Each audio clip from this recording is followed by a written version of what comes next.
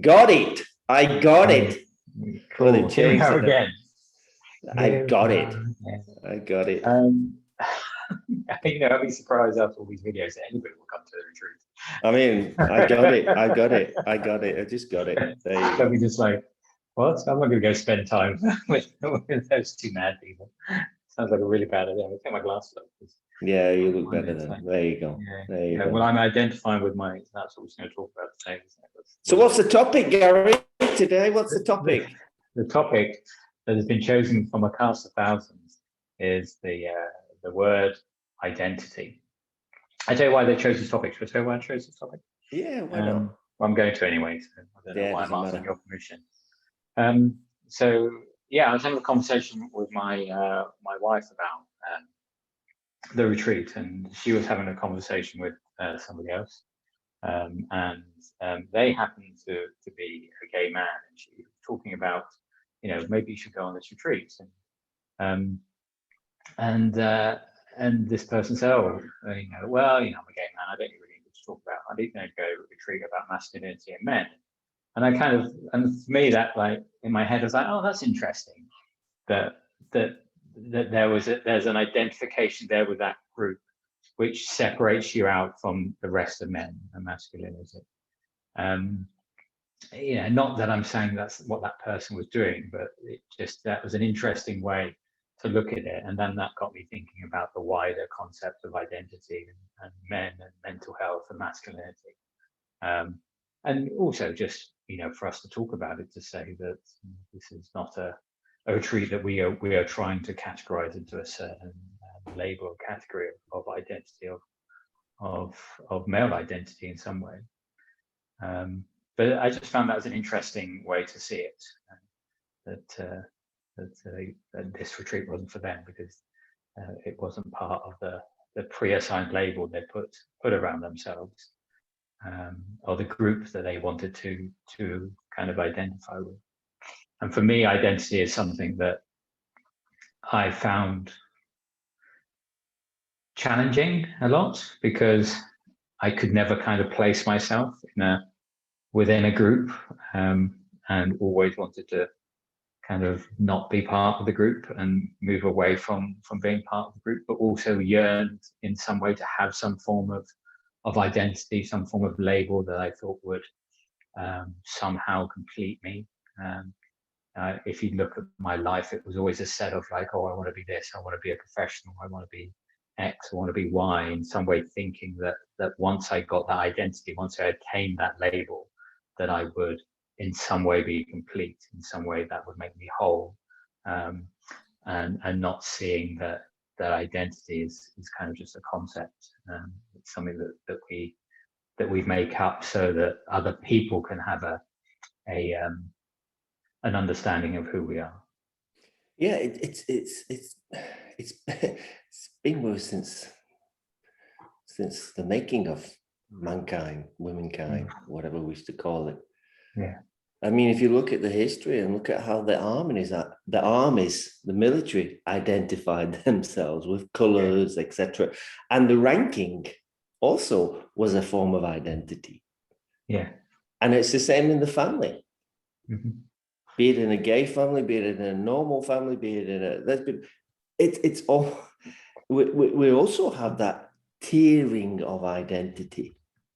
Even at school, we had the tiering. If you remember the photographs in the school, you always had the big ones at the back. Yeah. And the little ones at the front. You're creating identity there. Yeah. I mean, it's amazing. I mean, relating that into business as well, and the identity as well. I'm your manager, so you should respect me. Yeah. I mean, that's a pure identity. I've earned my right. I've studied. Yeah. Okay, great. Can you still deal with me? Can you still work with me? Yeah, exactly. Yeah, and that's in some ways what I think what we see in society at the moment is this breakdown of identity. That identity is naturally being broken down as we globalize and we mix more. And so in the breakdown of identity, people seem to be grabbing hold of it more. They seem to be, really kind of having nuances in identity, differences in identity. Well, I'm this, I'm that, I'm X, I'm Y, and Z. It, and it's all allowable. It's all okay. And it's, I think in some way, as a human being, there has to be some form of identity that people, strike their colors to. That's a military term, isn't it? So that we put our colors to, our band behind. But also, I think that we can't idolize that group identity either, because we turn into idolatry then, and we end up, the group becomes more important than the individual in some way. But then the other way can be really dangerous, and the individual becomes more important than the group. And we have to try and hold both the tension of those two things together at the same time. Yeah, it's interesting. When you were just saying that, I was thinking of the Greeks and the Romans and all of these well before our time. Yeah. Also creating them unity of people to be the community of Rome, and then it expanded and you had the emperors, etc., etc. It's exactly all the same. We as soon as we identify as being we're superior, we're better than you, you've got to follow us. Yeah. You identify us as being great, and that's it. And it's interesting how it reflects on us as individuals. The scenarios for me, what I can see is the identity of a father. I mean, what does it really mean? What does it really mean to be a man? Because we have all these different identities that are promoted to us, and this is how it should be. The TV, the films, this is how you should be. Who says we should be like that? Yeah, exactly. Who says? Society? So where's that coming from? And it's, then you're adding in different ideas of what people think, the values that needed to be added. We could countlessly list things. And I imagine we'll probably get comments going, yeah, we can say this and that. That's great. But let's come back to this identity. I mean, can you imagine being called I am? Je suis in French. I don't know what another language it is. Being christened I am. Yeah.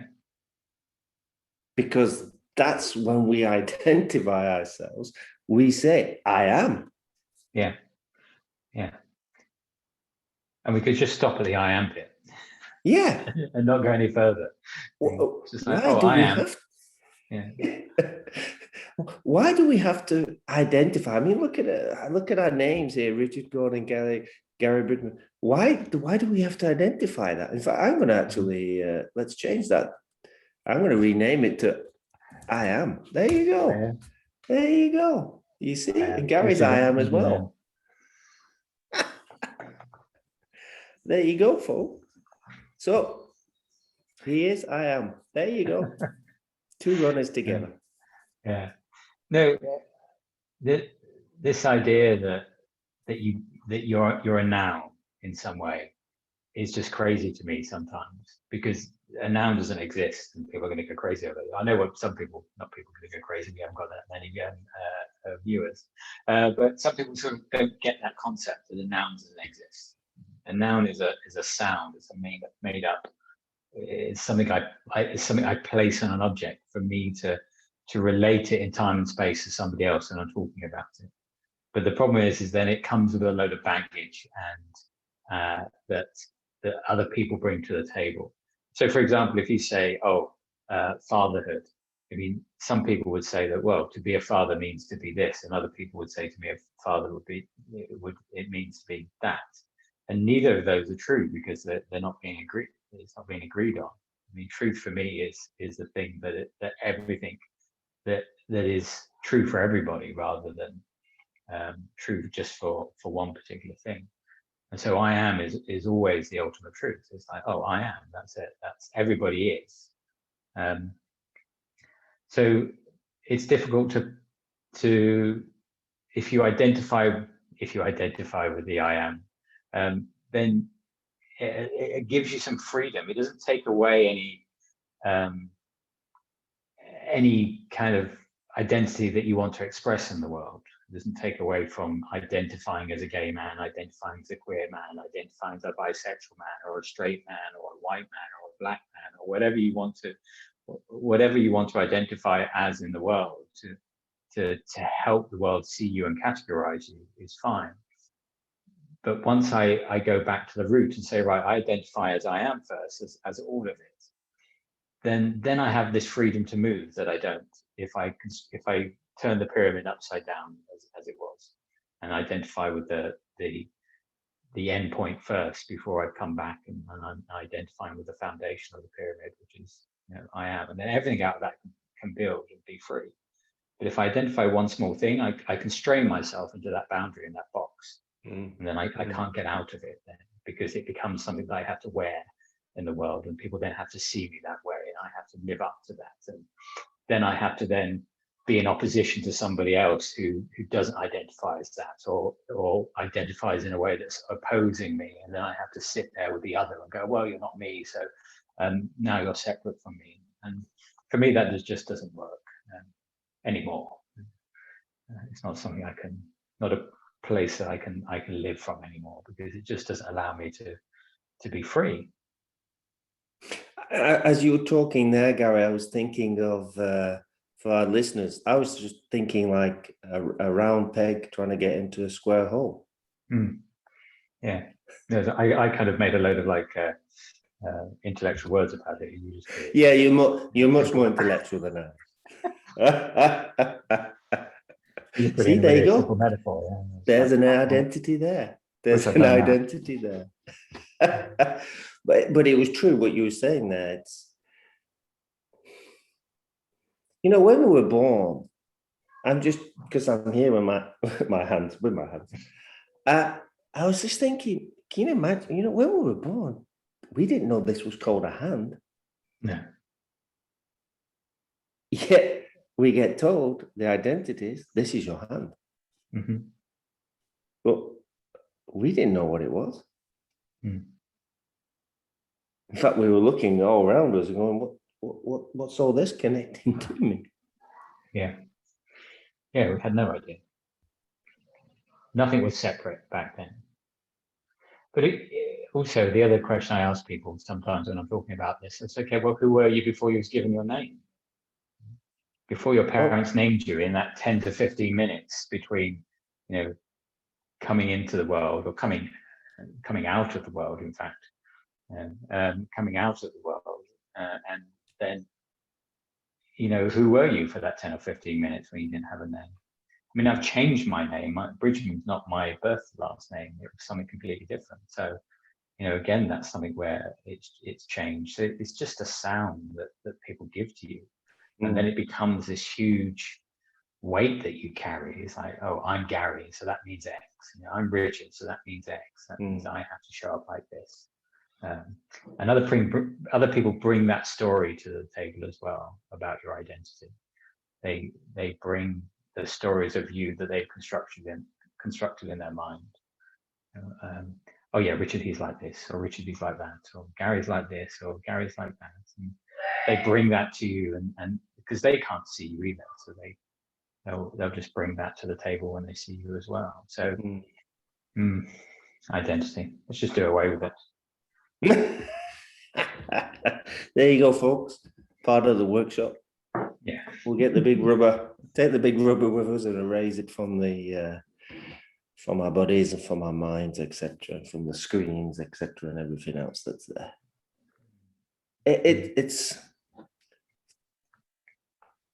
It's always an interesting topic to talk about because people want to put an identity to it. Yeah, exactly. Yeah. They want to put a case for it and against it.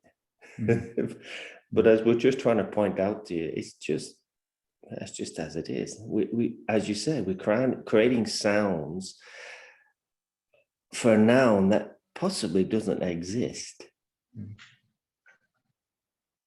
Yeah, because Gary doesn't exist. I mean, Gary is just is a thought. It's an idea. It's a construct. Um, and Gary himself is constantly changing. I mean, the constant change of identity as you move through space and time. There's no one place I can stop and say, well, that was Gary, because it's completely different. In fact, the Gary that you're watching now on this video is not here anymore. It's gone. So that Gary's disappeared. We can take these interesting superpositions with technology where you can view something that now doesn't exist anymore. Because the time you're watching this, the Gary that has moved on is completely different than he was when he was doing this video. And the same with Richard. If you can hear that and see that, both hear and see it, then it allows you to operate in the world with a lot more freedom than you have currently, and be able to move through the world without so much friction anymore, without having so much weight on the way that you show up in the world. Yeah, I don't know where I heard this story, but you heard of the story where the guy puts the stones on the back in a bag, yeah, and gets them to find their identity. Yeah, no, I haven't heard that one. So for Yeah, our one viewer, let him know. Yeah, no, I think I heard it in one of the books. I'll have to remember next time. But it's interesting how he was trying to teach people of who they were and who they were in that moment, and to shed off that load of identities. So he asked them to represent the identities of themselves with rocks. So those who had lots of identities had a big rock. Yeah, exactly. Had a lot of weight. Had a lot of weight on it. And he says, now you've got to climb up this mountain. And they just couldn't do it because it had all that weight on them. So he was trying to teach them, look, if you have less identity on yourself, there's less for you to carry. In fact, you don't even have to walk up because you're just who you are right now. It's interesting though, isn't it? Because we're so scared of losing that identity. I mean, this is what is talked about a lot of times within spirituality, about the death of the ego is the death of this piece of you that feels the need to identify with anything. But because it's so scared though of not having somebody you can grab hold of. We're so scared of losing that identity. It's like, well, without my identity, who would I be? Well, anything you want to be, anything that you can be. You're no longer constrained by anything. It's would much rather carry that heavy load of identity than have a completely free bag that allows us to go in any direction, up or down. I think it brings down the barriers of vulnerability. And some people get vulnerable about who they are, or who they can be. And if they have that identity, it's like having a superpower. Yeah. It's that Superman cloak or the Wonder Woman cloak, where they can dash in and out with that identity. But truly, nah. I mean, because go ahead. No. Well, I was just going to say, because it's not made of anything yet. Yeah. Superman's cloak is actually just made of fabric. It's not made of anything else. Nothing else. But people put an identity to it. I mean, for us, for this conversation, everyone, nothing's been planned. We're just basically free-flowing the conversation here. Yeah. But I hope that the people who are listening can get an understanding that there's no right or wrong with what we're trying to say here.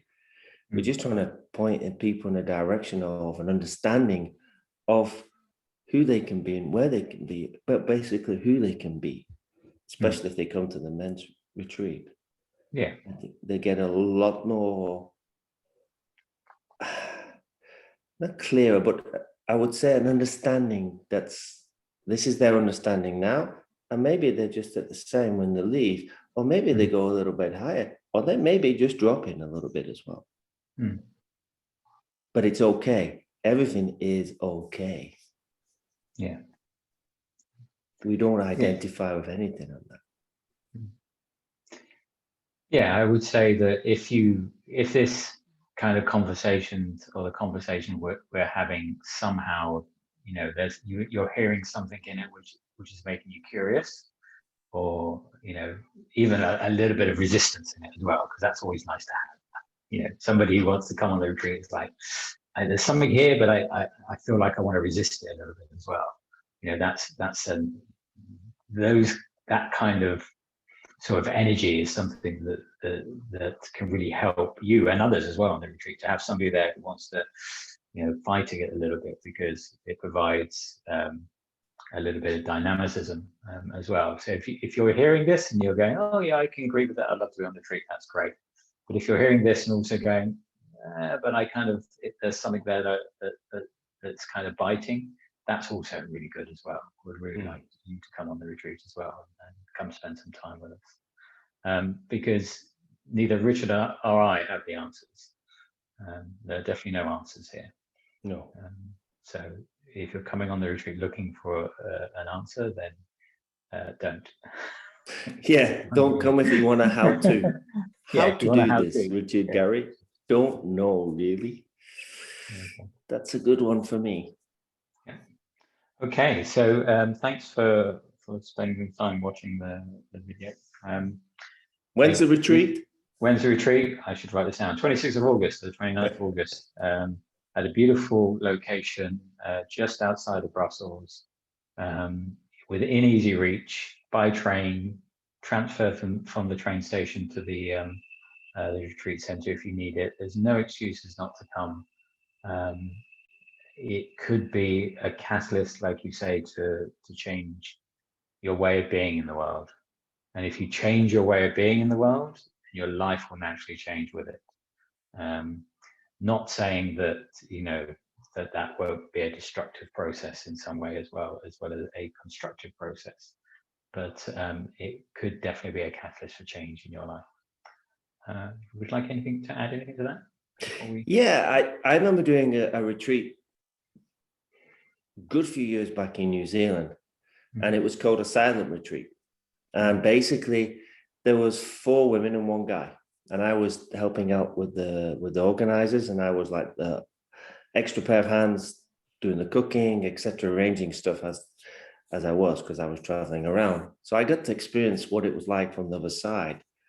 And I noticed this guy who you weren't allowed to speak, you weren't allowed to look at people, you kept in silence. At the end of them 3 days, the guy just totally was just overwhelmed with the love from the other people, from the organized, myself, and the women that were there. Mm-hmm.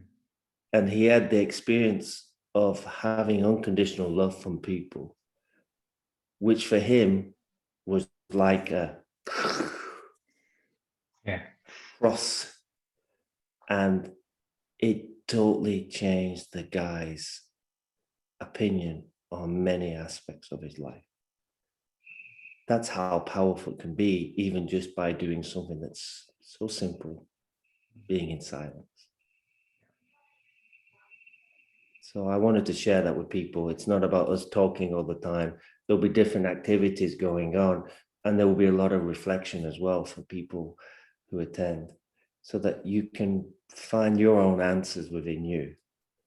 We'll just be, and the others who'll be there will just be planting little seeds in each other, just to support each other and allow each other to grow naturally. Yeah, so, planting little mustard seeds. Okay. Could be. Yes. Okay. We'll speak to you all soon. And thank you very much for watching the video. If you have any questions about the retreat, anything you'd like to know, then do please reach out to me or Richard, and we'll be more than happy to answer them. And until the next video, it's good night from me. No, good night from him. All right. See you. Bye-bye.